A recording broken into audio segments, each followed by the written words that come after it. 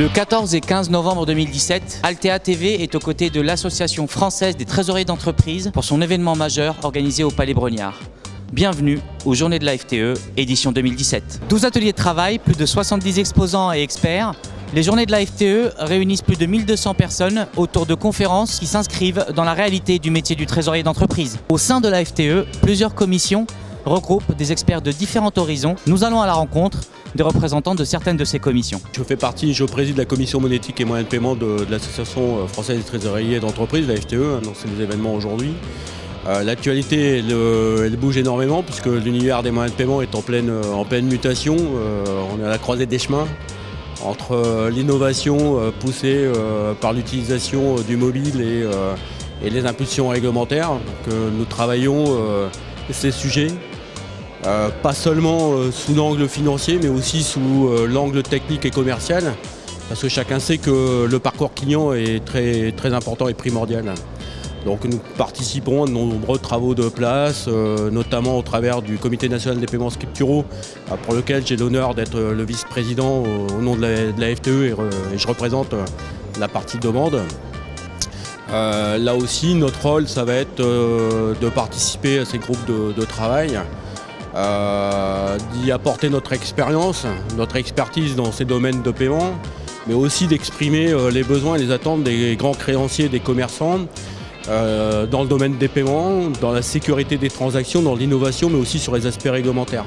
Justement, quels sont selon vous les enjeux de l'entreprise face à ce Big Bang des moyens de paiement aujourd'hui? Je pense que très sincèrement ça suit les évolutions des entreprises autour du digital, du full digital. Tout le monde a des projets autour de ces sujets et les moyens de paiement n'y échappent pas.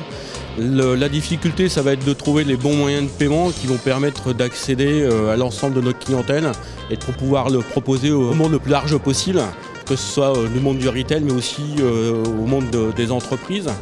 Ça c'est un enjeu assez important. On parle aussi de paiement instantané, hein. Il faut savoir que l'Europe a mis l'accent sur le virement instantané, un virement en moins de 10 secondes pour 15 000 € maximum, accessible 24/24, 7 jours sur 7, 365 jours sur 365 jours. Là aussi, ça demande des évolutions dans le domaine bancaire, hein, puisque les banques vont devoir aussi ouvrir leurs portes à de nouveaux entrants comme les initiateurs de paiement. Mais on ne peut pas parler d'initiation de paiement et de paiement instantané si côté corporate, côté entreprise, on ne sait pas le traiter non plus en temps réel. Il faut aussi pouvoir mettre à jour nos comptes clients, nos référentiels en temps réel pour pouvoir utiliser sereinement et pleinement ce nouveau dispositif. Aujourd'hui, une entreprise ou un trésorier qui souhaite rejoindre la commission monétique pour participer à ces travaux, comment pourrait-il y arriver? C'est tout simple. En adressant un email à Valérie Voisin ou un email au sein de l'association, mais aussi en adressant un mail ou à l'un de mes vice-présidents, puisque je suis accompagné par Arnaud Crouzet et François Sonnoins pour animer cette commission. Et évidemment, on est preneur de toute aide. Puisque, comme je le disais à l'instant, notre volonté, c'est aussi de véhiculer les attentes des corporates autour de ces moyens de paiement, mais c'est aussi de défendre nos confrères et les membres de la FTE en tenant position parfois vis-à-vis des instances lorsque c'est nécessaire. C'est le cas en ce moment dans le déploiement du règlement sur les interchanges, où on a fait part de nos difficultés.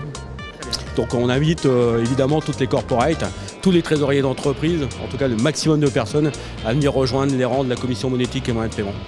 Merci beaucoup Christophe. Bonjour, nous nous voyons dans le cadre des travaux de l'atelier moyens de paiement. Pourriez-vous nous en dire un peu plus sur les travaux de cet atelier? Bonjour, oui. Alors tout d'abord on avait invité pour cet atelier trois personnes qui sont des experts en fait, dans leur domaine. On avait deux retailers, un gros retailer de chez Auchan. On avait le responsable de la monétique et des moyens de paiement internationaux chez Auchan. Et un plus petit retailer, SMCP, qui agit plutôt dans le domaine du luxe et qui a ses propres magasins en fait, Sandromage, qui est de taille nettement plus petite. Et puis on avait une troisième personne qui était un ancien de chez Ingenico, un ancien dirigeant d'Ingenico et qui est maintenant en charge des paiements chez Natixis. Donc plutôt quelqu'un côté industrie en fait, fournisseur. Quels sont les sujets que vous allez traiter dans le cadre de l'atelier moyens de paiement? L'atelier en fait a poussé des réflexions autour de plusieurs sujets. Le premier sujet c'était qui dans l'entreprise, qui est légitime dans l'entreprise pour gérer les moyens de paiement. On est dans le cadre du retail, pour s'approprier ce sujet, pour pousser les projets. Et en fait, le constat qu'on fait, c'est que du fait à la fois des évolutions réglementaires et aussi et surtout des évolutions technologiques, on avait un sujet qui était auparavant assez technique et légitimement pris en charge par le trésorier. Aujourd'hui, de plus en plus, ce sont les équipes commerciales ou marketing qui poussent en fait les sujets et qui essaient de se les approprier. Et c'est encore plus vrai dans le e-commerce où chez les pure players en fait, il n'y a pas cet historique et du coup chez eux c'est naturellement le marketing ou le commercial. Quel rôle du trésorier par rapport à ces projets de digitalisation des moyens de paiement? Ce qui est très important et la recommandation qu'on a eue notamment de la personne d'Auchan, c'est que il faut que le trésorier garde un rôle prépondérant, garde un rôle de chef d'orchestre en fait, en quelque sorte, dans ce domaine-là, parce que même si les besoins vont émerger des équipes commerciales, parce qu'ils ont des clients qui veulent payer avec tel type de carte, ils ont des clients chinois qui veulent payer avec Alipay.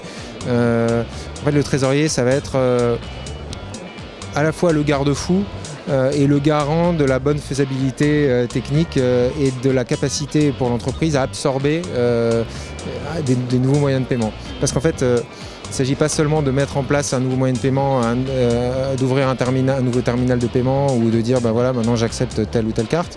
Il faut être en capacité derrière de traiter toute la chaîne jusqu'à l'encaissement et même la comptabilité. Donc il y a des aspects de back-office qui sont très importants.